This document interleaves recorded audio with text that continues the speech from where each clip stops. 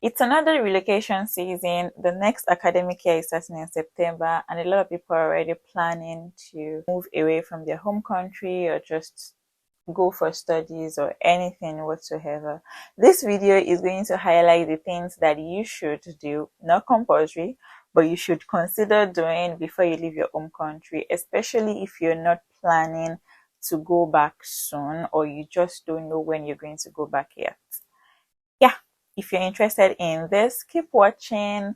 And it's TFA here. If you're new here, welcome. And if you're not, welcome back home. I hope that you learned something from this. Without further ado, let's get started.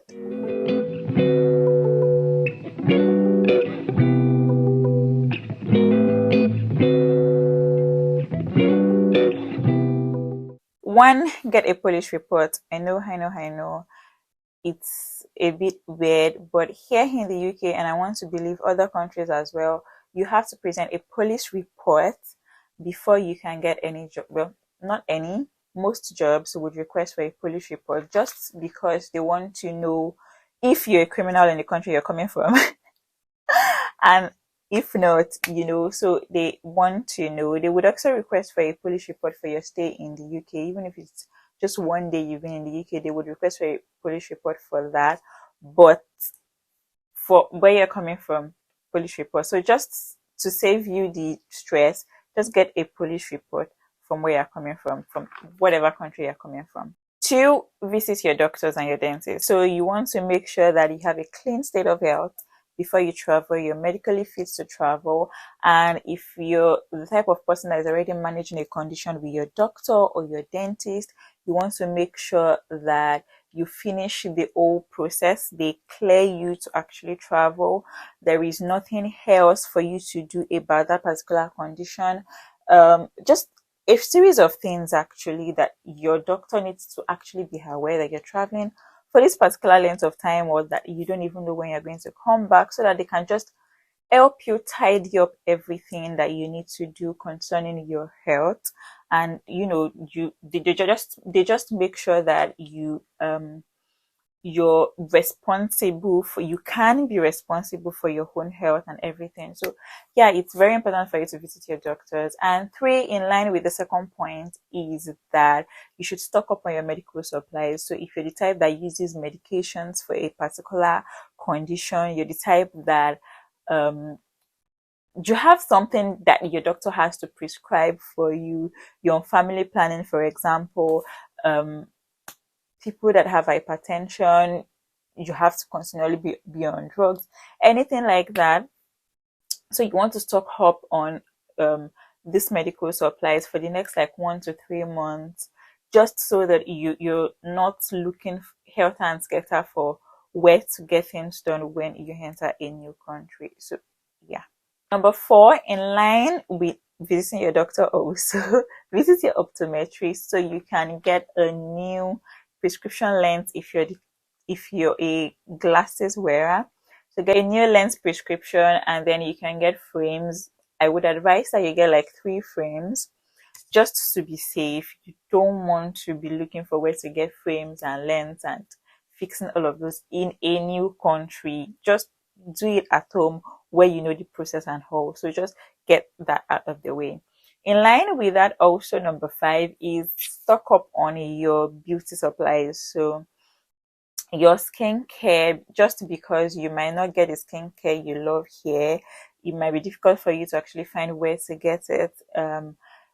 It might be a Nigerian brand or wherever you're from, brand that is specific to them, not a universal brand that you actually love, that your skin loves. So yeah, stock up on your skincare products, on your makeup product also for the same reasons. Stock up on your makeup products. If you're the type that does wax appointments, get your wax appointment done before you leave. If you have lashes, do your lashes, do your brows, get everything out of the way, like personal grooming basically. Get your personal grooming out of the way just days before you leave, just so that when you get into the new country, you have a few weeks before you now have to, look for places to do all of these things. And by then you're familiar with some places around. You get.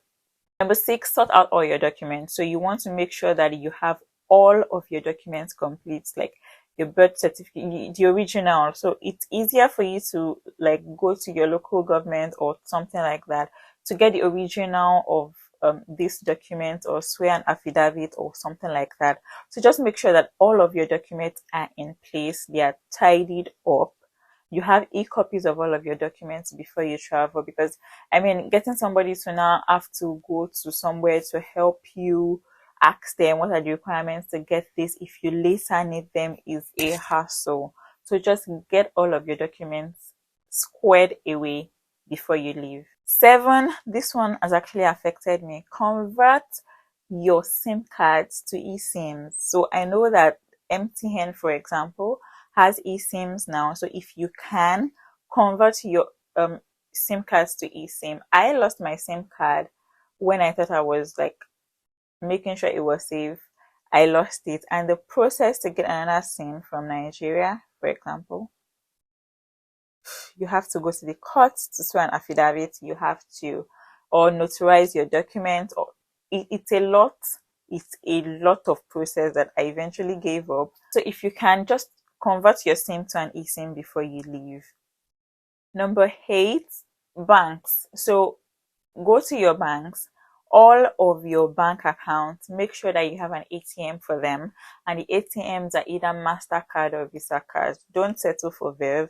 I know that in Nigeria now, Verve cards are the thing, they are the ones available. Request for a MasterCard or a Visa card. Verve cards don't work here, they are useless here. So get a Visa card or a MasterCard. Nine, make sure that all your bank apps are working. Make sure that your online transactions can go smoothly. You can send money from your um, bank from home to your bank in the UK to anybody, whatever. You can perform transactions anyhow, basically, because like in line with the same point. So if you lose your SIM, there's nowhere for them to send OTP or things like that. There's nowhere for you to know how for you to verify that you're the one trying to, things like that. So to avoid all the headaches, one, convert your SIM to an eSIM. Two, get ATM cards, MasterCards, and Visa cards. And three, make sure your bank apps are working before you leave Nigeria. All of your bank apps, because if one is not working, you need to be able to fall to the other option. So just get your banks in order, basically, so that your money will not be stuck in Nigeria. Like me. Yeah. 10, number 10, get a dollar card if you can. So the dollar card helped me when I just moved in, because my PTA, everything was in my dollar card, so I could just easily withdraw from my dollar card from these ATMs here. So it helps. And when you want to make transactions online also, I mean, your UK card, your foreign cards would work, but just get a dollar card. It really doesn't cost anything, so just in case you need it. 11, if you are a business owner, you want to put structures in place for your business to run without you. So you want to make sure that if you're not there, your business is functioning, it's running well. Nobody is stealing from you, even though that's hard. Nobody's stealing from you. Just put structures in place for your business to make sure that even in your absence, it can run smoothly and they don't have to rely on something you have to do for business to run. Do you get, like, for example, transactions, bank transactions, they shouldn't have to call you to confirm a bank transaction before business can run. Do you get what I'm saying? So just make sure that your business is not reliant on you if you have a business. Number 12, say goodbye to your friends and family.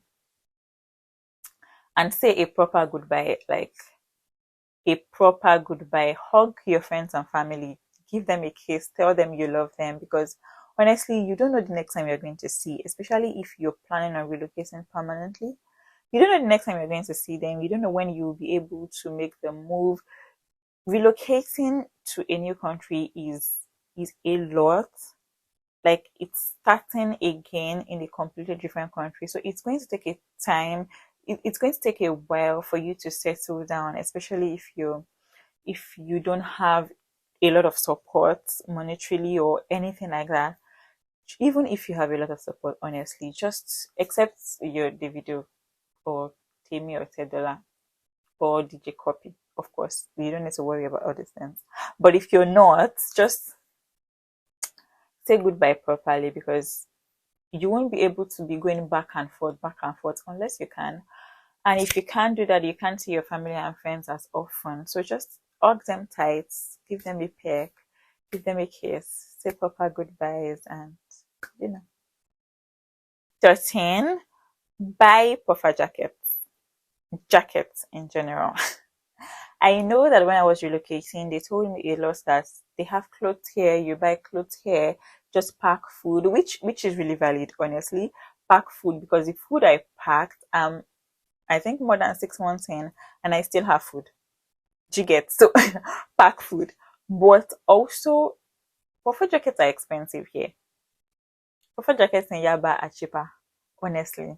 So you want to get puffer jackets, you want to get spring jackets, get jackets basically. You can, I mean, getting normal clothes are easy, but those jackets are quite expensive. So if you can get jackets over there and just cargo them, it doesn't even have to be in the load that you're carrying. Cargo them, or if you have somebody over there that can help you when you're gone, buy puffer jackets in Nigeria or whatever country you're coming from. Buy puffer jackets there and then send them through cargo to whatever country you're going. You can even send through cargo before you even leave Nigeria if you have an address that you can send it to. Yeah. 14, tidy up things back home. So clothes wise, for example, if you have some clothes that you want to give out, give them out or put them in a box. If you have clothes that you feel like you might still want somebody to send over to you, put them in a box, because by the time you want somebody to send them over to you, you can now start doing video calls to tell them, pick this one, don't pick that one, pick this one, pick that one. Just things that you think that you might still want, put them in a separate box. Just tidy things back at home. Make sure your affairs are tidy, basically. 15, and the very last one, change currency. So you want to, like, if you're traveling from Nigeria, for example, change naira to pounds if you're going to the UK, or Canadian dollars, just to have, even if it's just £100 or £50, because my experience when I was traveling, I needed foreign currency during the journey and I didn't have any foreign currency on me, and it wasn't nice at all. So have foreign currency on you, basically. You might want to have US dollar, because US dollar is universal. Maybe not universal, but most places accept the US dollar. So you might want to get that when you're traveling. Yeah, period.